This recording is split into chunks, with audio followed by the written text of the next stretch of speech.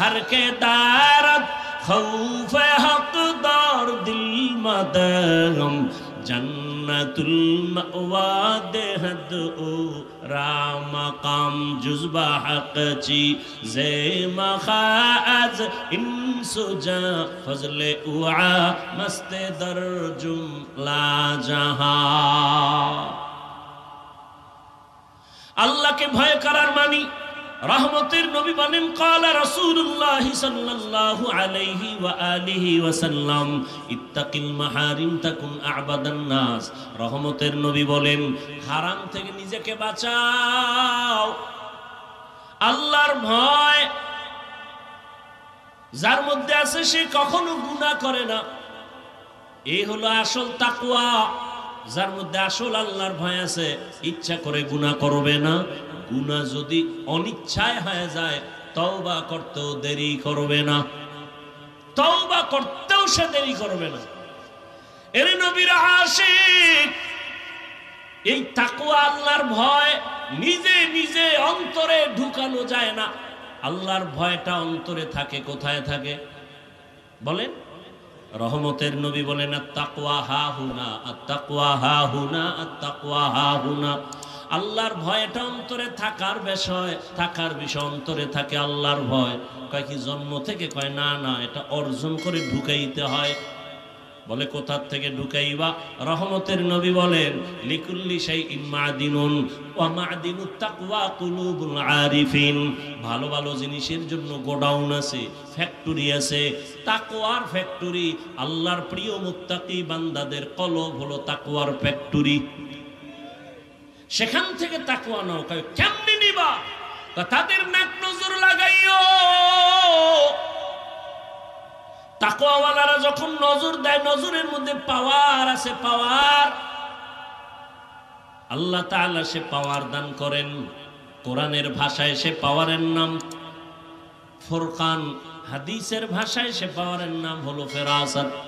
ইয়া আইয়ুহাল্লাযীনা আমানু ইন তাত্তাকুল্লাহ ইয়াজআল লাকুম ফুরকানা।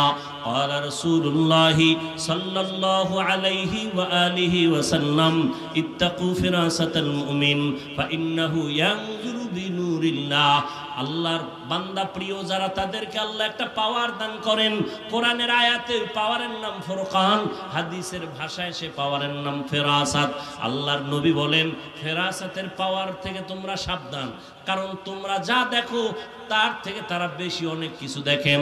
চামড়ার চোখ দিয়ে দেখে না, আল্লাহর দেওয়া নূরের আলো দিয়ে তারা দেখতে পায়। মদিনাতুল মুনাওয়ারার মসজিদে নববীতে জুমার খুতবা দিতেছেন হযরতে ওমর। খুতবার মাঝখানে একটা অপ্রাসঙ্গিক একটা আওয়াজ দিলেন, ইয়া সারিয়াতাল জাবাল, ইয়া সারিয়াতাল জাবাল, ইয়া সারিয়াতাল জাবাল। এ সারিয়া, পাহাড় পাহাড় পাহাড় পাহাড়, সারিয়া পাহাড়। ওমরের আওয়াজটা মদিনায় বসে দিছেন, সারিয়া কই? ইতিহাসবিদরা বলে সারিয়া মদিনা থেকে 2000 কিলোমিটার দূরে ইরানে যুদ্ধ করে। সারিয়াকে জিজ্ঞাসা করা হলো, আসার পরে সারিয়া ওমরের আওয়াজ শুনছনি? কাছে বৈশা যেমন শোনা যায় তেমনই শুনেছি। हर के दारत खौफ हक दर दिल मदागम जन्नतुल मअवा देहद ओ रामकाम। এরে আমার কলিজার যুবক, ও পর্দার আড়ালের মা বোনেরা, বৃদ্ধ বাবাজি, বয়ান তো আজকে নতুন আপনারা শুনেন না। জুমার দিন বয়ান শুনেন, এরপরে কত আলেম ওলামারা বয়ান করে, পীর সাহেবরা বয়ান করেন, দাওয়াত ও তাবলীগওয়ালারা বয়ান করেন। এরপরও কেন আমলের খাতা শূন্য? এখানে আপনারা যারা বসে আছেন সবাই আমরা মুসলমান। আপনার আল্লাহ আমার আল্লাহ দুই না এক? এই জবান খুলে বলেন, আপনার আমার আল্লাহ এক। নবী আপনাদের কাবা আমার কাবা আলাদা না এক? আপনাদের আমার কোরআন ভালো করে বলেন। তাহলে আপনার আমার কালেমা, আপনাদের ধর্ম আমার ধর্ম, আপনি আমি দুনিয়াতে আছি সিস্টেম এক না, নাকি আপনারা লুঙ্গি পরে আসছেন? বিদায়বেলা কাফনের সংখ্যাও, আমাকেও 3টা কাফন। আপনিও যদি মরে যান আপনার কয়টা কাফন? মহিলা হলে 5খান কাফন হবে, কালার হবে আলাদা। আমগো হুজুর গো কাফনের কালার একরকম, আপনাদেরটা ভিন্ন রকম হবে। কে হুজুর না, কে আলেম, কে মূর্খ, কে ধনী, কে গরিব, কে সম্মানের, কে অসম্মানের কোনো ভেদাভেদ নাই। সবার বেলায় কাফনের সংখ্যাও এক, কালারও কি কালার? জোরে বলেন। কবরের সাইজও, নাকি এলাকায় কবরের একটু সাইজ বড়? সবার বেলায় কবরের সাইজও এক।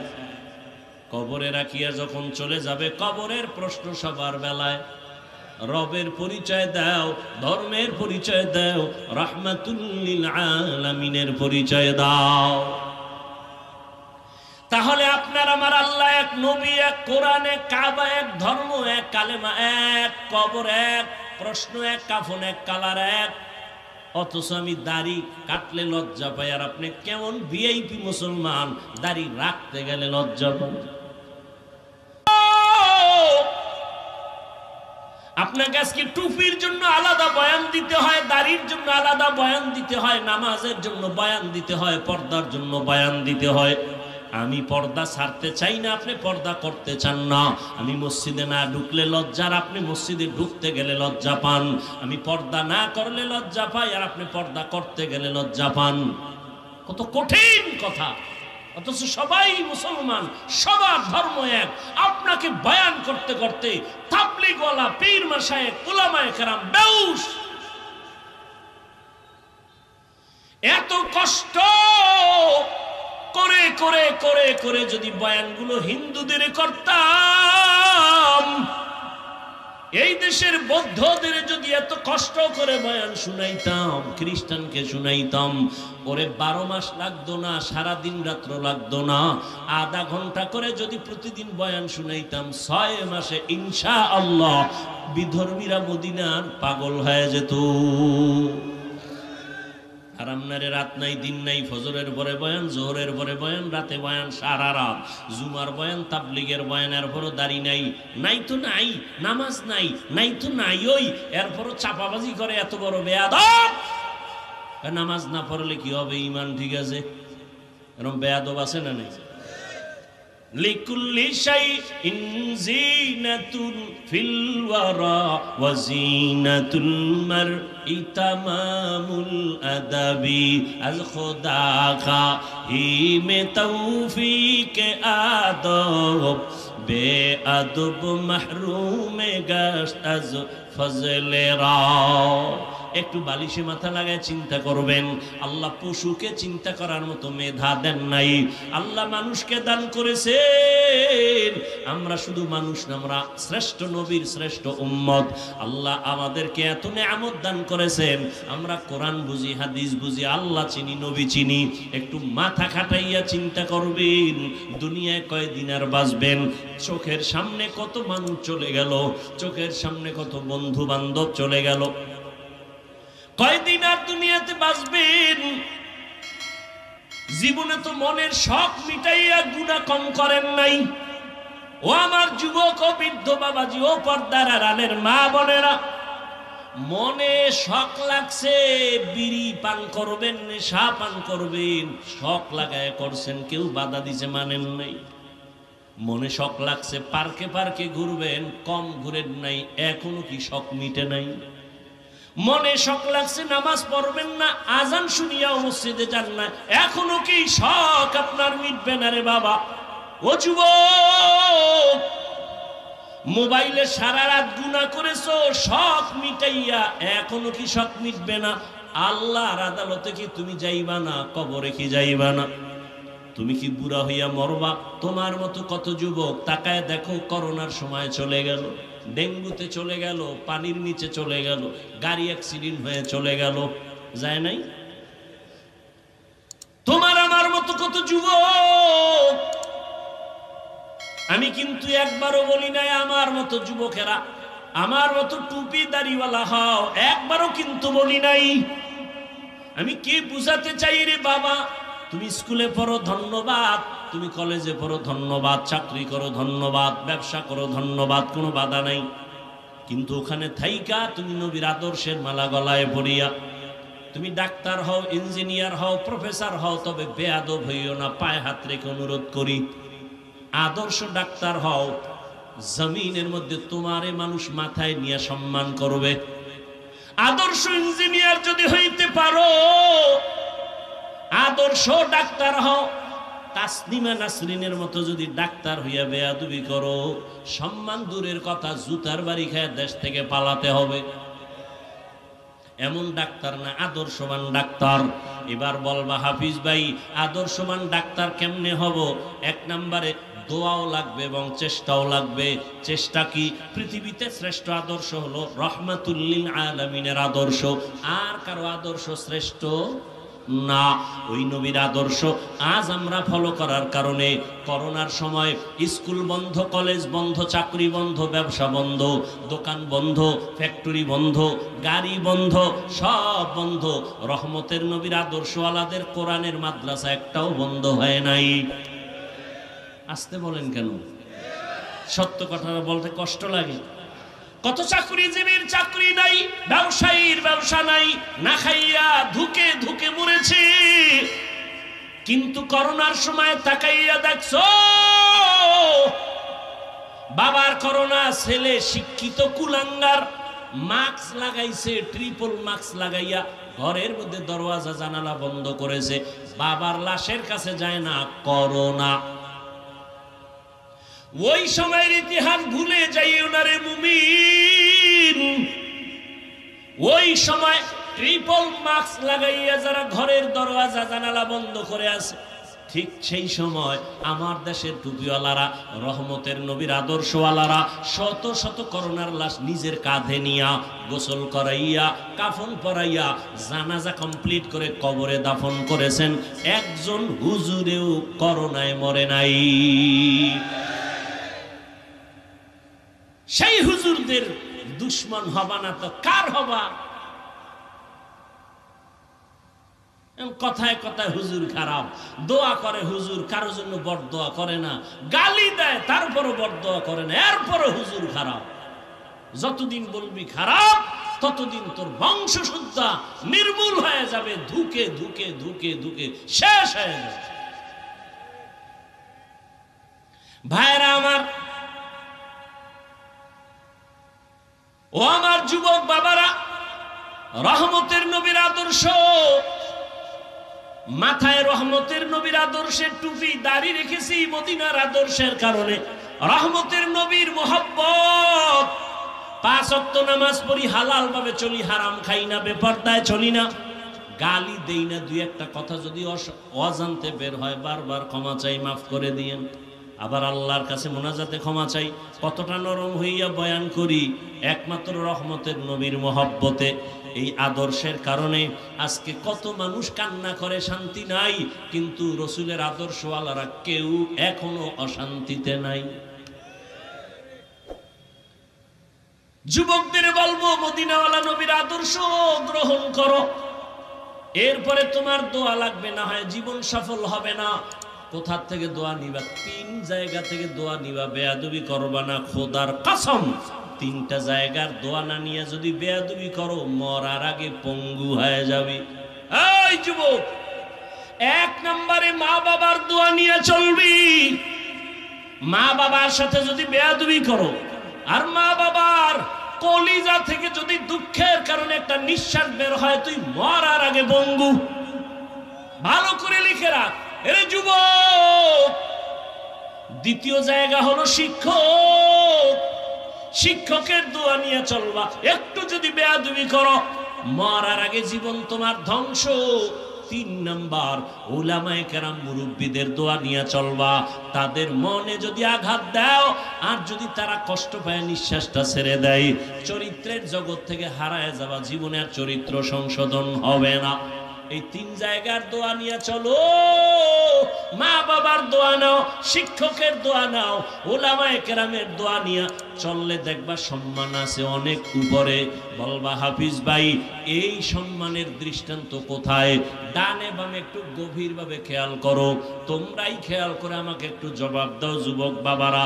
তোমার মতো যুবক জীবনে মাদ্রাসায় পড়ে নাই, আলিফ বা তাও শিখে নাই, স্কুল কলেজে পড়িয়াও 5 বেলার নামাজ পড়ে আছে না নাই? আর ওয়াজের দরকার নাই, শেষ ওয়াজ। তোর জীবনের জন্য এটাই শ্রেষ্ঠ ওয়াজ। বালিশে মাথা লাগায় ঘরে গিয়ে চিন্তা করবি যে আমার মতো যুবক যদি স্কুল কলেজে পড়ে নামাজ পড়ে, আমি পারি না কেন? আমার কপালে কার অভিশাপ লাগলো? ও যুবক, তোমার মতো যুবক র্যাব, আর্মি, পুলিশ, বিডিআর এর চাকরি করে 5 ওয়াক্ত নামাজি, সত্য কথা বলো আছে না নাই? নিজের বিবেকটাকে জিজ্ঞাসা করো, বাবা তুমি কেন পারবা না?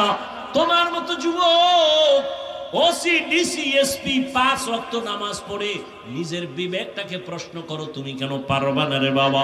তোমার মতো যুবক তাকায় দেখো, এই বাজারে দোকানদারি করে, আজান হলে নামাজে যায়, 1 বেলার নামাজও বাদ দেয় না। একটা সাইনবোর্ড বানায় রাখছে নামাজের বিরতি, শাটার টেনে নামাজ পড়ে আবার এসে দোকান খোলে। মনে রে বুঝাও তুমি কেন পারবা না রে বাবা? তোমার কপালে কার বরদোয়া লাগছে, কার অভিশাপ লাগছে? কারণ তোমার মতো যুবক হইয়া রাস্তায় গাড়ি চালায়, ড্রাইভারি করে, নামাজ ছাড়ে না। বলো তুমি কেন পারো না রে বাবা? অবশ্যই তোমার কপালে কারো না কারো বরদোয়া লেগে গেছে। তোমার গুনার কারণে আমার আল্লাহ বেজার। তোমার মতো যুবক নদীর মধ্যে মাছ ধরে, নামাজ ছাড়ে না। তোমার মতো যুবক ময়দানে কৃষি কাজ করে, 5 বেলার নামাজ পড়ে। বলো তুমি কেন পারবা না? এখনো সময় আছে, তওবা করো। আল্লাহ তওবার দরজা খুলে রাখছেন। ও পর্দার আড়ালের আম্মা জান বোনেরা, আপনার মতো কত মা, কত বোন এই এলাকায় আছে, খুঁজলে পাবেন। এখনো বেপর্দায় চলে না, নামাজ বাদ দেয় না, মোবাইলে সময় নষ্ট করে না, স্বামীর মাল হেফাজত করে। এর আম্মা জানেরা, আপনারা কেন পারবেন না?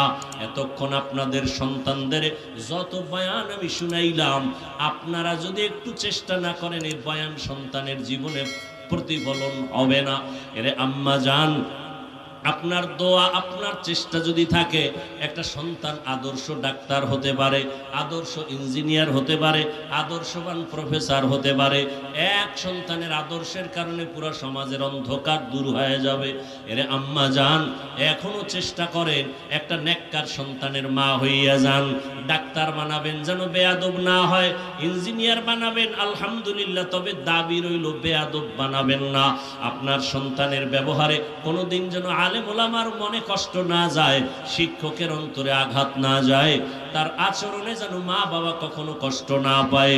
এমন একটা আদর্শবান ডাক্তার সন্তান যদি রেখে যান, সন্তান ডাক্তারি করবে, রোগী দেখবে, নামাজ পড়বে, আবার তেলাওয়াত করে মা বাবার জন্য দোয়া করবে। ও আম্মা জানেরা, ও পর্দার আড়ালের বোনেরা, এখনো সময় আছে তওবা করার। আল্লাহর কাছে মনে মনে তওবা করেন, হে মালিক, মনের ঝাল মিটাইয়া, মনের আশা পূরণ কইরা কত বেপরদায় চললাম, মোবাইলে সময় নষ্ট করলাম, আজকে থেকে আর করব না, স্বামীর মাল নষ্ট করব না, হেফাজত করব, সন্তানটাকে আদর্শ ডাক্তার ইঞ্জিনিয়ার বানাবো, আদর্শ সন্তানের মা হইয়া কবরে যাব। বৃদ্ধ বাবাজিরা, আপনারাও তওবা করেন। আপনার মতো কত বুড়ারা মসজিদে গিয়ে 5 ওয়াক্ত নামাজ আদায় করে, আপনারা কেন পারবেন না? আল্লাহর কাছে মনে মনে বলতে থাকেন, হে আল্লাহ, জীবনে তো অন্যায় কম করি নাই, আজকে থেকে তওবা করে ফেললাম, নামাজ ছাড়বো না, বেপরদায় চলবো না, সন্তানটাকে আদর্শ মানুষ বানায় যাব। যুবক বাবারা, এখনো সময় আছে, তওবা করে নেও। জীবনে আমার মাওলার সামনে কেমনে দাঁড়াবা? আল্লাহকে মনে মনে ডাক দিয়া বলো গোপনে, হে মালিক, এই ময়দানে মনে হয় আমার মতো গুনাহগার কেউ নাই। আমার নিজের দিকে তাকায় দেখি, গুনাহের কারণে এই হাতের দ্বারা কত অন্যায় করেছি, চোখের দ্বারা কত অন্যায় করেছি, জবানের কথার দ্বারা কত মানুষের আঘাত করেছি। ও আল্লাহ, আজকে থেকে তওবা করতেছি, স্কুলে পড়ি, কলেজে পড়ি, চাকরি করি, ব্যবসা করি, আর নামাজ ছাড়বো না, দাড়ি কাটবো না, বেপরদায় চলবো না, মা বাবার সাথে বেয়াদবি করব না, উলামায়ে কেরামের দোয়া নিয়া, শিক্ষকের দোয়া নিয়া নবীজির আদর্শের মালা গলায় পরে চলবো। তওবার নিয়ত যদি করিয়া আল্লাহর কাছে বলতে পারো খাঁটি মনে, আল্লাহ রাস্তা খুলিয়া দিবেন। তবে সবার কপালে তওবা নসিব হবে না। আল্লাহ যাকে কবুল করবেন সে তওবা করবে। নবীজির মহব্বতে পড়িয়া কত চেষ্টা করলেন আবু জাহাল।